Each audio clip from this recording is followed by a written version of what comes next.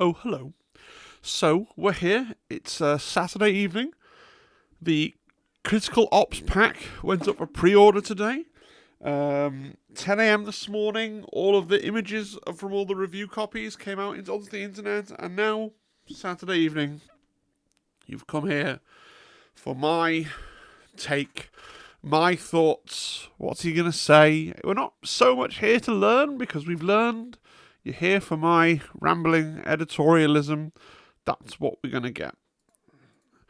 So I'm going to start with the core changes to matched play.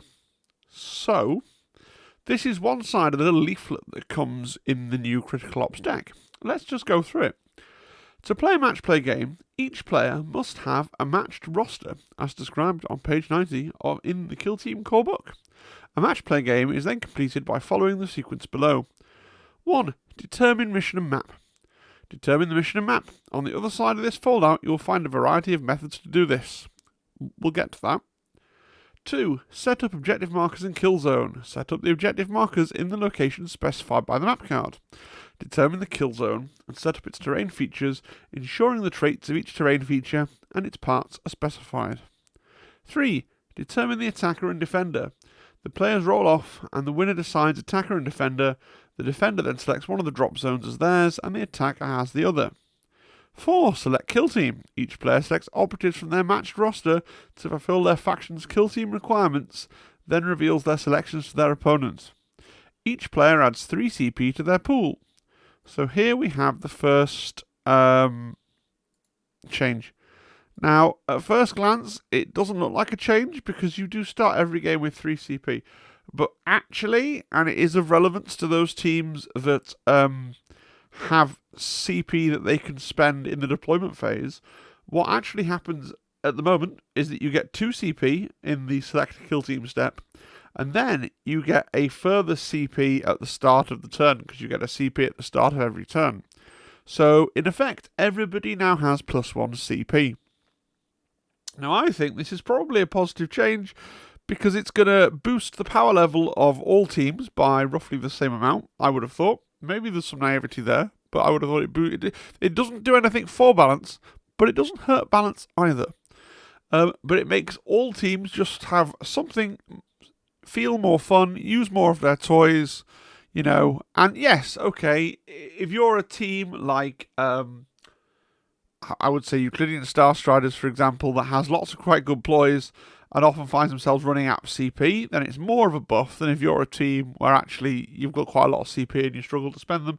But it does lift everybody. I'm sure there are going to be, if you really dig into it, there are going to be some teams that benefit more than others.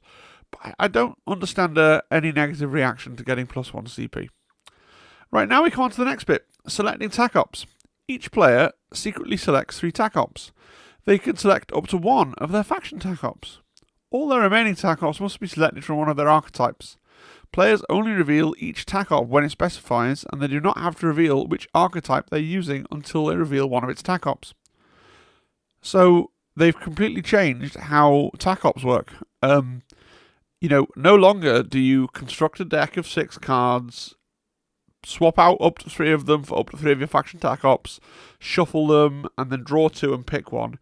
Now you can just select your TAC Ops. So you can know, even before the game, what TAC Ops that you generally want to take with your team. Maybe you've got favourite TAC Ops that you find easy to accomplish.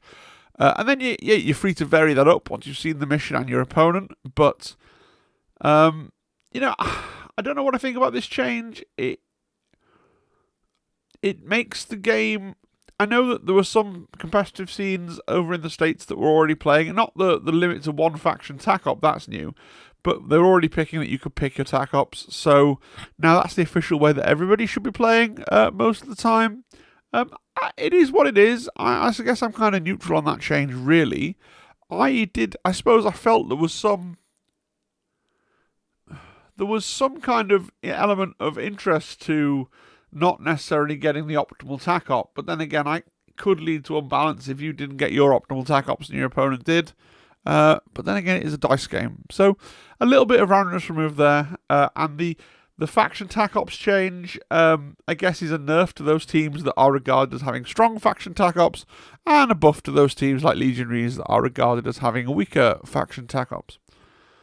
And again, you could do some analysis and try and work for each team and work out exactly who were the winners and losers from this change. Just like the extra CP change, I'm sure there is kind of depth there to be found to go who's won and who's lost from these changes.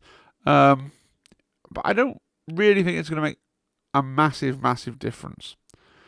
And then we go to, so I'll just highlight that because that has changed. Equipment is 10 points, it's unchanged. Barricades, they've slightly changed the wording. So, starting with the defender players, alternate setting up barricades one at a time until they set up 2 of each.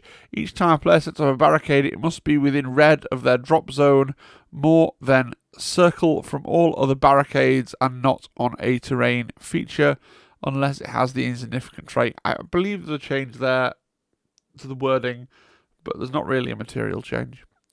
Now then, set up operatives. So here's the third really big change that we've had.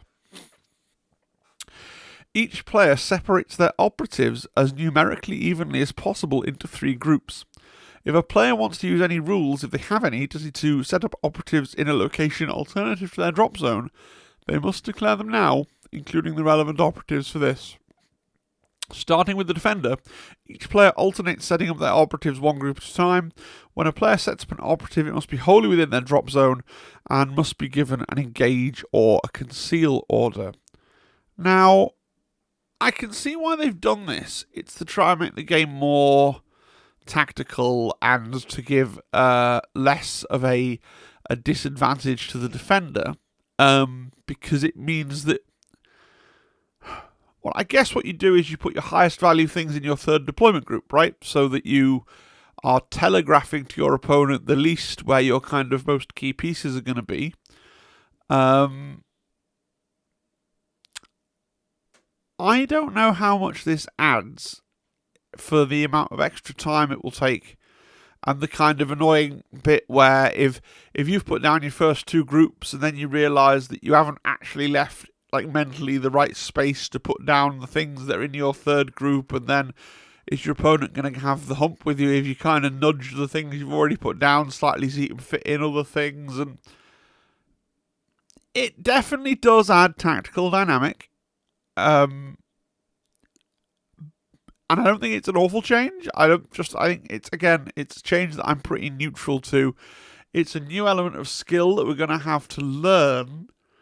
I think on corner deployments with 10-man teams, where already it was basically a case of, well, I'm going to line my guys up basically to fit them in this corner deployment, it's going to be a bit moot. On the kind of table edge deployments, the more typical ones, where there's more ploy that can be had in deployment, then that's probably fine. So we'll see. I guess this, if anything, it's about if you play intercessors or any of the other 6-man teams and it's 3 squads of 2, it's not really that much of a big deal, right? But if you play a bigger team, it becomes a little bit of a logistical kind of head scratcher. And I feel like we're already in a very a meta that very much favours those 6-man elite teams.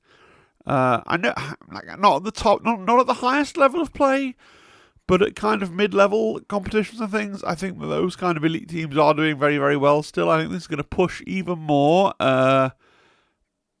moderately skilled kill team players towards those teams. I think it raises the skill ceiling. So if you are, if you are a highly skilled player, if you're any of the people that were in New Mexico or whatever, then you are still going to play the teams that you think are the most powerful, AdMech or Pathfinders or whatever that may be. I think if you are a moderately skilled player, this further pushes you towards playing an elite team, because you can go with your elite team and you can win events, like more local events or more regional events. And it's just one more thing pushing you in that direction. But that's just my 2 cents. I'm already thinking, like, I'm taking Star Striders to Nottingham next week at Warhammer World, assuming we don't get snowed in or anything like that. Because I love the models and I think they're brilliant, and not because I expect to win with them. But I'm already thinking about next year. Do I want to work on make a legionary team? Just because I think that's a 6-man elite team. Like, what I really want is the bespoke Death Guard rules to come out. But failing that, Do I want to make a leadery team just so I can play and maybe do moderately well with a more elite team? I don't know. But that's what's rattling around in my head, and this change pushes me more in favour, because there's something really nice about thinking, well, it's just 3 groups of 2. That's almost 3. That's almost dropping down 1 man at a time. That's pretty good. Anyway, I've rambled there for not long. Give me your thoughts in the comments. I just think, again, not for the highest level of play. Don't tell me, oh well, Pathfinders are still. Pathfinders are the best team in the game if you can play them. Like, understand what I'm saying. For the moderate to good players, I think there's a real push in favour of elite teams. Scouting phase is, as far as this leaflet is concerned, is unchanged. They have put in scouting cards now, which I really like. Just as a tactile thing, I like that there's scouting cards, and you choose your card and you can put it on the table in front of you and you can flip it over. It's much less awkward than trying to pick up dice out of a pot and hide them in your hand, because quite often, even without really trying, you can see how many dice your opponent has picked up. I am pretty sure in every game almost, I telegraph this to my opponent, because I'll pick up 2 dice or 3 dice out of my pot of dice, then I'll put them in my hand, and sometimes I'll try and fake my opponent out by picking up 1 dice more than I need and then swapping them around in my hands. But having them printed on cards is really good. I like that. And then the first turn thing works the same. And then ending the battle, really just some stuff they've codified here with how they've changed the missions, and we'll look at that more in a moment. They've said that each player can score a maximum of 4 victory points from each mission objective in each turning point, and they can't score more than 12 for the whole battle. So that was more or less the rule for most missions, but it wasn't written out like that for every mission, right? And there were certainly quite a few missions where you could score 5 or 6 points in 1 turn potentially. So, yep. So it is a max of 4 per turn, a max of 12 per game from primaries, and then it says here as well a max of 2 for TAC Ops and a max of 6 from TAC Ops total. And then they go as well. It's 2 for painted, which hasn't changed, for a maximum of 20, which will be ignored even by Warhammer World, and most events will score you out of 18. Some people are reading that and reporting it as a change, and I just think they've forgotten that the painting requirement was ever there. It's always been there. If you were comfortable ignoring it before, you should be comfortable ignoring it now. But it has always been there. Yeah, so those are the core changes to match play, and now we go on to the scouting phase changes. So these are the really nice cards that they've made. So Fortify, Infiltrate, and Recon. Fortify, set up 1 additional barricade wholly within your territory. Unlike normal barricades, you can set it up on a vantage point. Now that is new, and my gosh, the internet has exploded about this change. Now I'm gonna talk about this. I'm gonna get through these 3 changes first, and then I'm gonna talk more about this in a minute, because we want the context. So Infiltrate is unchanged. Once during a turning point, when you select a friendly ready operative to activate, you can change its order. That's really fine. It's good. It's the one that most people pick most of the time. And then finally, we've got Recon.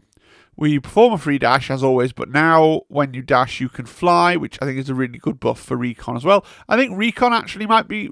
Did Recon need it? Like, previous to this, I was actually quite often choosing Recon, occasionally Infiltrate, never Fortify. So I'm going to get hate mail now. I think the Fortify buff was needed. Yeah, I think the Fortify buff was needed. Was the Recon buff needed? Maybe. Maybe not. I like these changes. So the internet is very upset. This is going to turn into a rant, so congratulations / apologies, depending on what kind of content you wanted today. The internet is very upset because putting a... Right. When Kill Team first launched, right, and everyone was playing Octarius with, the 4 Octarius corner buildings in the 4 corners of the map, facing inwards, with the oil rig in the middle. Like, picture that. That's how you play Kill Team for the first, 20 games, I'm sure, right? And then people got, oh well, if the Imperial Guard put their sniper on top of an orc building behind the wall, that sniper becomes kind of obnoxious for the whole game. And so a lot of people tacitly decided that what they were going to do was that they were going to turn around all the orc buildings so that the battlements, I guess, always faced out, right? And then things got more involved, and different scenes like Spain or the Independent London tournament circuit and other places came up with terrain layouts and packs that they'd finally wrought and crafted. And we had the whole debate about terrain. Should it be symmetrical? Should it be slightly asymmetrical? How asymmetrical is too symmetrical? What we're doing about vantage points. What vantage points should have sight to what other parts of the board. And there was a big idea that if a vantage point is either in your... Like, vantage points, people would say, should never be in people's drop zones. On some layouts, on the corner layouts, it comes quite hard not to put them in drop zones, but, but if they're in a drop zone or easily accessible from a drop zone, they should be balled vantage points. So think about a Minotaur container where you don't have that battlement, right? And now Games Workshop are bringing it back and saying, no, we're going to let people play. So if somebody had put their backwards-facing Arctarius Ruin on the table for balance reasons, then you can go, well, I'm picking Fortify, and you can put your barricade on the open side of the ruin, and then you can deploy your sniper there and have him in a nice little sniper's nest. And it's powerful. Okay, it is.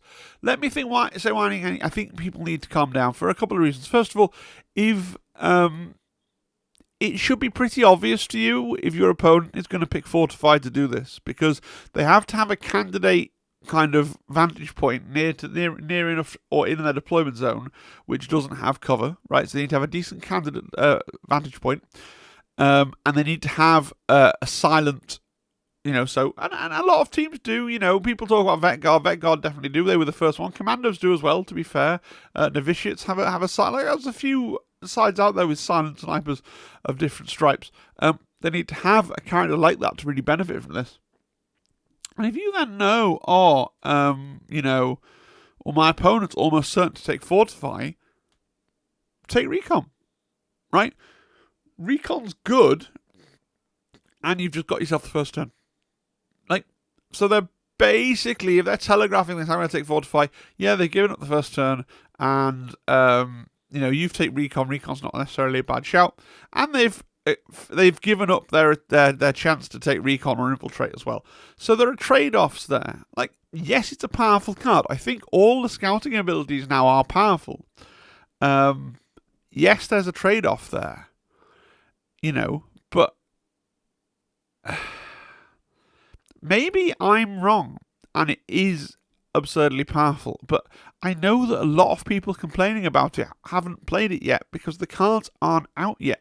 And some playtester games will have happened between playtesters and influencers or, and things like that. So some data will be known, but can we please just calm ourselves and try it for a few games? And if it turns out it is really as obnoxious as people fear, then, if I'm sure Games Workshop will eventually go, okay, we'll change this, we'll do something.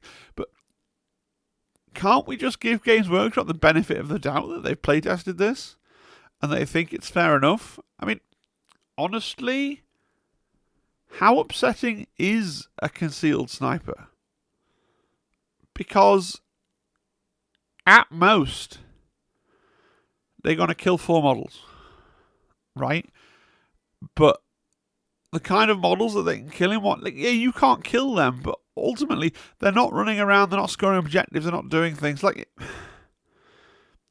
most they're going to kill 4 guys, and you just kind of have to eat that. If you put guys there in line of sight of them, they just have to eat that. But it's not actually the be all and end all of winning or losing the mission, I don't think anyway. So I don't know. I think this is being blown up because the internet likes to be angry about something. I encourage you to go and watch other people's content, but I did watch Can You Roll a Crits review of this product, and generally it's a really good video, and I highly recommend you watching it. But it's not unfair to say that he was vibrating with rage as he reported on this change. And he said several times in the video, like, "Oh, I'm being restrained. I could say so much more." And hold him, like, really, dude? Like, just meditate. I don't know. Just play it a bit. Try it.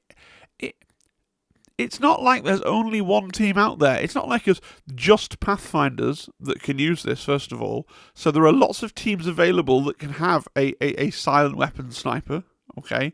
There's the opportunity cost of not using Infiltrate and Recon. There's the opportunity cost of telegraphing to your opponent that you're likely to use Fortify if you have one of these silent weapons and you have a good candidate vantage point, and therefore potentially losing the first turn as well. Like, yes, it's powerful. It needed to be powerful. Nobody was using Fortify in open world. Right? So just let's have a go. Let's see what happens. Right? I'm not even saying I'm right. I'm awful at this game. Okay, maybe not awful, but it's just the stuff in the world you can get wound up about. I don't think Games Workshop changing a rule to try and buff a card that no one ever took is worth the amount of anger that I've seen on Discords and anger that I've seen about this change. Like, just get a little bit of perspective, just play some games, have a go, and come back and let me know what you actually think after you've played some games, right? And yeah, I know it's obnoxious to have that guard sniper that's there that can, if one of your guys goes into the open, he's going to get shot, right? Like, I get it. But you have ways around this, different teams. Like, if you're novitiates, you can do, you can give yourself conceal that doesn't come from light cover. If you're a vet guard, you got smoke grenades. Like, not vet guard, Phobos, you got smoke grenades. Like, teams have tools around this. Other teams are just really tough. Like, if you're legionaries and you've got the Mark of Nurgle and a guard sniper shoots you, like, oh well, like, there's not that many matchups where it's as problematic as if you're Harlequins, like, oh well, you can only shoot me from red. There's not that many matchups. Yeah, it's something you have to play around. There's a sniper up there. If you go out into this street, you're going to cop a sniper shot to the head, so have a plan for that. Like, that's fine. It's fine that guy can't be killed. It's fine that sniper is there and can assert that level of control on the board, because it's not a deathmatch. It's not like you're playing Unreal Tournament and it's about the individual guy. Yeah, he's going to have a good KD ratio. That's not what wins you the game. Now, again, I am a moderate player. I'll say that so that I don't get people in the comments going, "Oh, you're not shit. You're great. I love you." It happens. It's slightly irritating. I'm a moderate player. All right. Maybe I'm totally up the wrong tree on this one, but it doesn't seem worth. It does seem powerful. I'm not saying it's nothing. It's not nothing. It does seem powerful, right? It's now, I think, a difficult choice. Like, which scouting option that you want to take is a difficult choice, right? It's a difficult choice. It should be a difficult choice. Right? I think they've pitched it just about right. Right? It's a difficult choice. Depending on your terrain layout, is going to kind of affect which one you take. I think they've pitched it about right. But let's see. I need to move on. The video is, what are we at? Nearly half an hour. 25 minutes. I get so kind of second-hand frustrated when I see other people getting so wound up about something. It's like, okay, but just the consequences of you being this wound up about it, it's just please be calm and joyful, and Right, the new missions. So I'm going to draw a line under wibbling about the barricade change. Look, feel free to chew me out in the comments. Tell me I'm full of it, and tell me that the barricade thing is the worst thing ever, and we should all ignore it, and we should all send bags of dog turds to... I nearly said Andy Chambers then. He hasn't worked there. Whoever it is that is still going at Games Workshop, we'll just, send them our own amputated toe in protest. Sure, whatever. Let's look at the new missions. So, there are only, as I kind of said would be the case in my video last night, there are only 3 missions. So it's loot that we've seen before. which for your mission basically says you've got to perform an action of 1 AP. An operative can perform the action while it controls an objective marker that has not been looted during this turning point. If it does so, the objective marker has been looted. Each objective marker can be looted a maximum of 3 times during the battle. You've got secure, which is you spend an AP when you control an objective marker, and then essentially you control it until somebody else comes and takes it off you, and you score a point for each objective marker you control. And then we've got capture, which is the one where you have to camp on the objective, right? You have to stand there on the objective, within circle of it. Hang on, let me read this properly. At the end of each turning point, before determining VPs, each objective marker friendly operatives control is captured by your kill team. While an objective marker is captured by your kill team, it stays under their control even if no friendly operatives are within circle of it. So, again, you can move off it. Okay, hang on.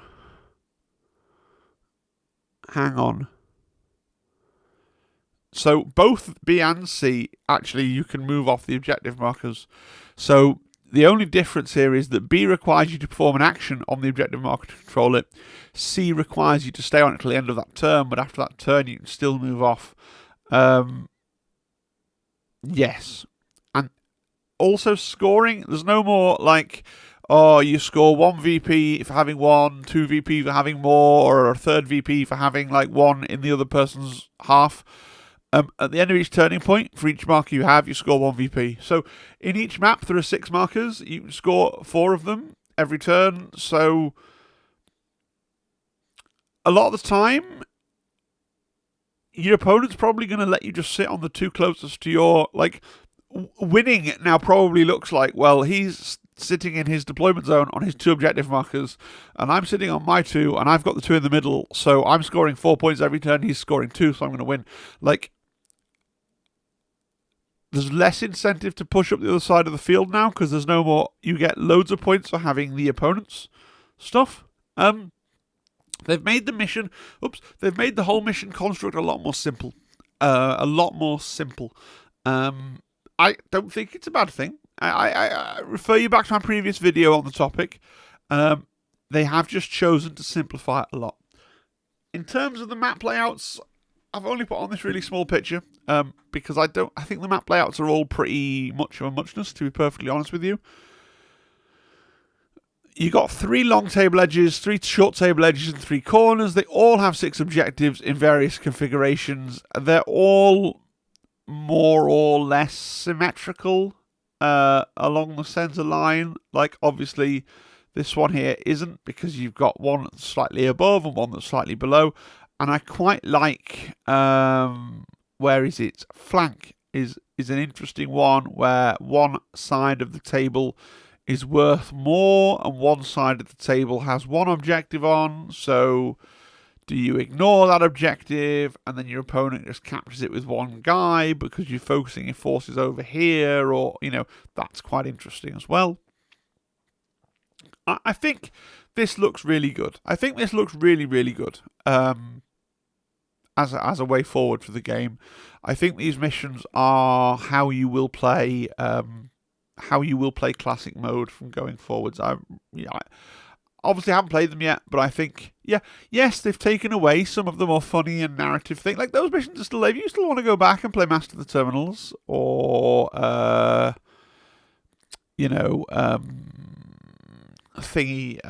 Consecrate, right? If you want to play these games, you can. They're there. They're more interesting as missions. I think they've simplified the missions, which is good because the game's getting more complicated in other areas. So there's also this thing that tells you how to generate your missions. So there's organised, which basically boils down to specify beforehand which combination of mission and map will be used. If a series of games are being played, each round can be specified beforehand, or each round can be determined by the organiser and revealed after the previous round has been completed. So basically, if you're playing yourselves and doing organised, then you just agree with your opponent. We're going to do B3. Okay, yeah, cool, we'll do B3. And if you go to an event, they're likely to say mission 1 will be A7. and then off you go. Fine. Random, which is what I think most people are going to do most of the time, is where you just shuffle the 2 decks and you deal a card, a mission card, A, B, or C, and a map card, and then off you go. And then we've got these things which they've written for us. So veto mode. The players roll off to decide attacker and defender first. The attacker takes the mission cards, and the defender takes the map cards.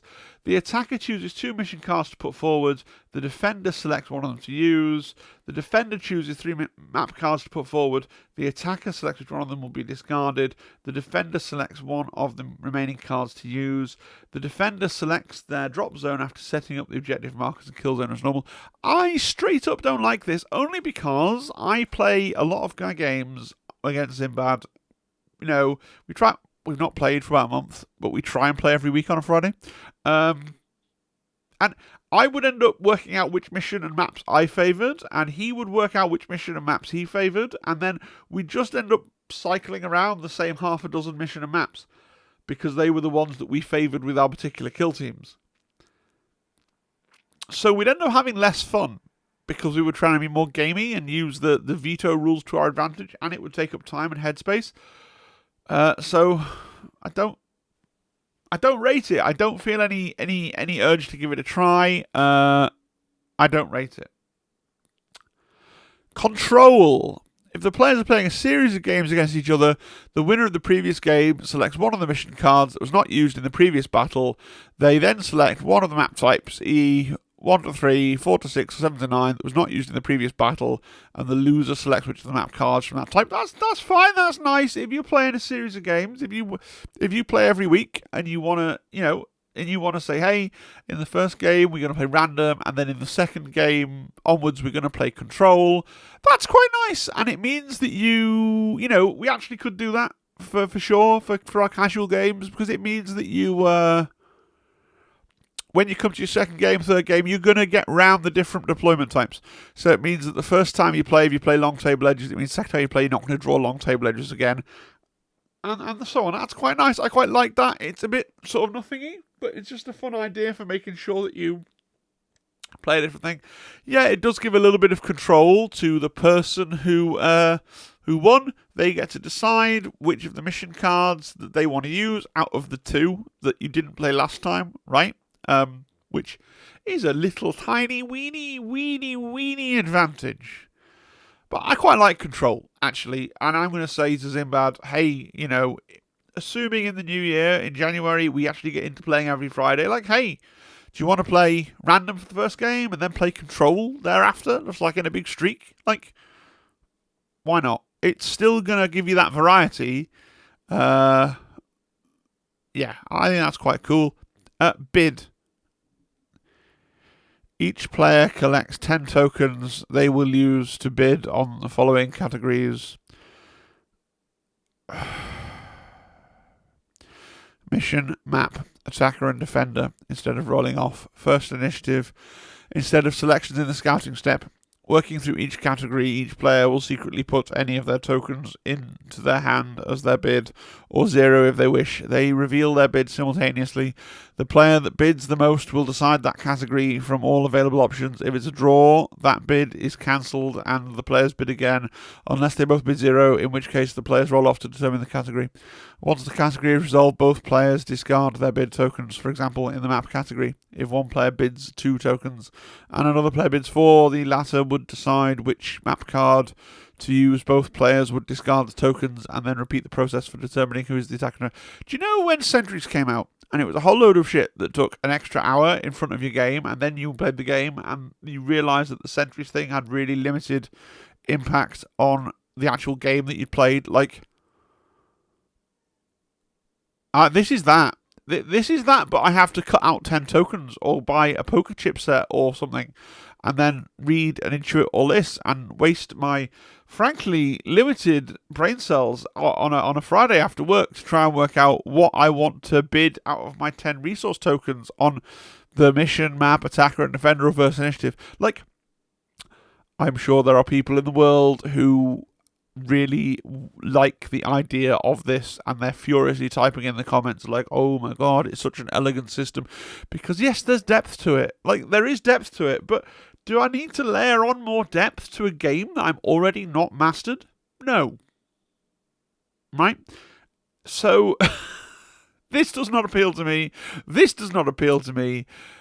These are the two that everybody cares about. And because I play against the same guy every week when things are going well, I actually think hopefully he's watched this and gone, actually, that sounds cool. If not, he sent me a furious DM on Discord saying we're not playing Control, it's shit because, and I've gone, oh, hadn't thought of that. Yeah, okay. But that seems quite cool if you're like me and you play mainly against one other person. And I think there's quite a lot of gaming duos out there, right?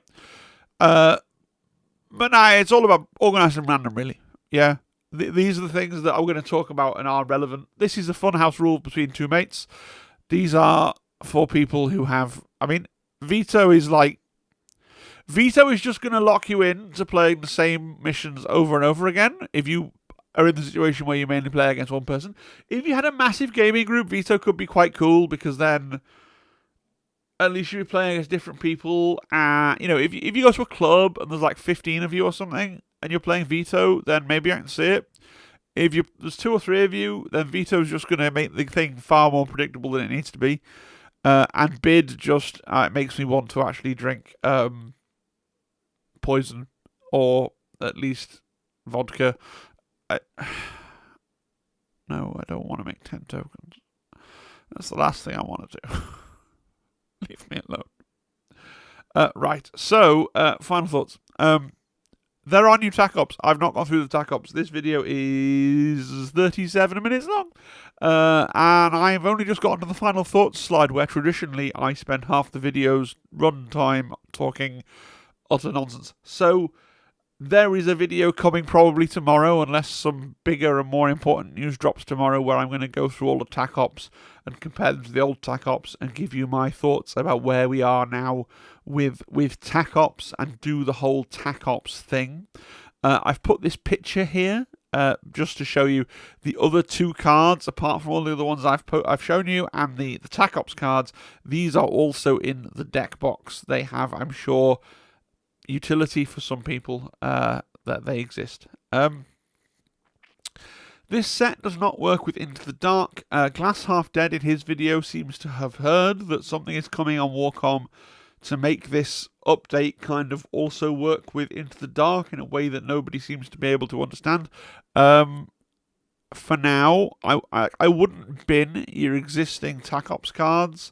It's not clear to me, because Into the Dark lists specific TAC ops that you can't use in Into the Dark, and because the new TAC ops cards don't have the same names, like, yes, you could use Your Judgment, but it's not clear to me how this works with Into the Dark. So I'm sure we will get clarification on that in the fullness of time. For now, though, you kind of need to keep your existing decks and have these decks, and that's kind of annoying.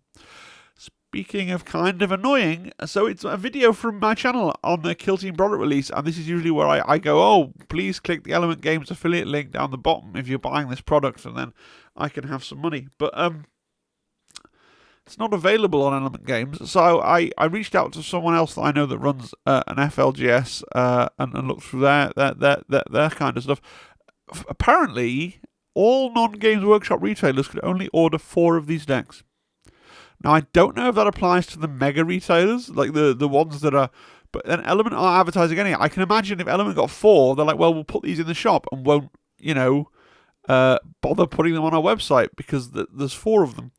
So, I've not pre-ordered this because I'm at the Kill Team event in Warhammer World on the release day, and I'm just hoping they have a big pile of them in Warhammer World and I can pick 2 up.